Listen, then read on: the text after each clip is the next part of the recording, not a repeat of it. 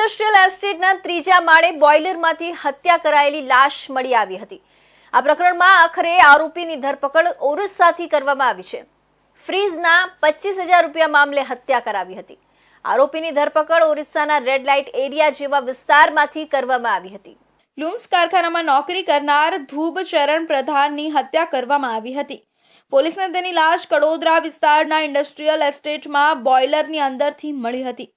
તેના માથામાં ડાબી બાજુ તેમજ માથામાં ડાબા કાનની પાછળ જીવલેણ હથિયાર વડે માર મારી ઈજા કરવામાં આવી હતી, જેના કારણે તેનું મોત નીપજ્યું હતું। આ લાશને છુપાવવા માટે આરોપીએ લાશને કાપડથી માથું, મોઢું તથા હાથ બાંધી પ્લોટ નંબર 1 દેણપ ઇન્ડસ્ટ્રીયલ એસ્ટેટના ત્રીજા માળે આવેલા બોઇલરમાં નાખી આરોપી ફરાર થઈ ગયો હતો।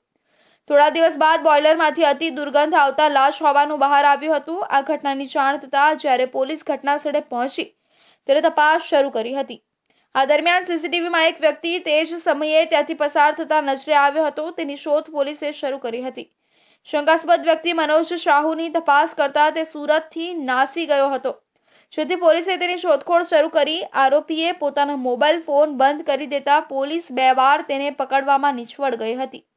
2 વખત ઓરિસ્સા જઈને પોલીસ પરત આવી હતી, પરંતુ ત્રીજી વાર જ્યારે તેણે મોબાઈલ ફોન ચાલુ કરી સિમ બદલવા માટે પ્રયાસ કર્યો ત્યારે તેનું લોકેશન મળી ગયું હતું અને આરોપીને પોલીસે ઝડપી પાડ્યા હતા। આ સમગ્ર મામલે ડીસીપી વિજયસિંહ ગુર્જરે જણાવ્યું હતું કે હત્યા બાદ આરોપી કટક નાસી ગયો હતો અને રેડ લાઇટ જેવા વિસ્તારમાં તે રહેતો હતો, જેથી તેની શોધખોળ કરવી ખૂબ જ મુશ્કેલ હતી। આ ઘટના વચ્ચે તેણે મોબાઈલ પણ બંધ કરી દેતા એક્ઝેક્ટ લોકેશન શું છે એ જાણવું મુશ્કેલ થયું હતું। આખરે ત્રીજી વાર પોલીસની ટીમ જ્યારે ઓરિસ્સા પહોંચી ત્યારે તેની ધરપકડ કરવામાં આવી હતી। સિમ બદલવા માટે તેણે મોબાઈલ શરૂ કર્યો ત્યારે લોકેશન મળ્યું હતું। આરોપીની ધરપકડ એક મંદિરની બહારથી કરવામાં આવી છે।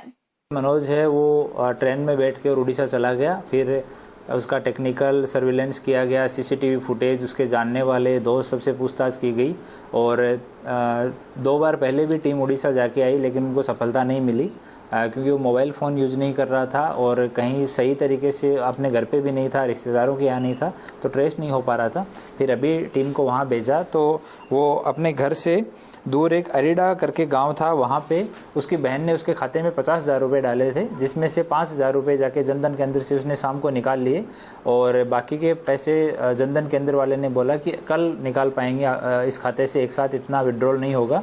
तो इस कारण से वो वहाँ रात को था और उसने अपना एक बार फ़ोन ऑन किया तो हमारी टीम ऑलरेडी उड़ीसा में थी, वो तुरंत वहाँ पे पहुँचे और गांव में सर्च करना चालू किया तो एक दुकान के सामने मंदिर था, वहाँ पे बैठा हुआ मिल गया। આ સાથે તેઓએ જણાવ્યું હતું કે મરનાર વ્યક્તિએ આરોપી મનોજને ફ્રીજ વેચ્યા 25,000 રૂપિયા આપવાના બાકી હતા, જેની માંગણી મરનાર વ્યક્તિએ મનોજ પાસે કરી હતી, પરંતુ આ વચ્ચે બોલાચાલી થતા તેણે એક સળિયાથી તેને માર મારી હત્યા કરી હતી।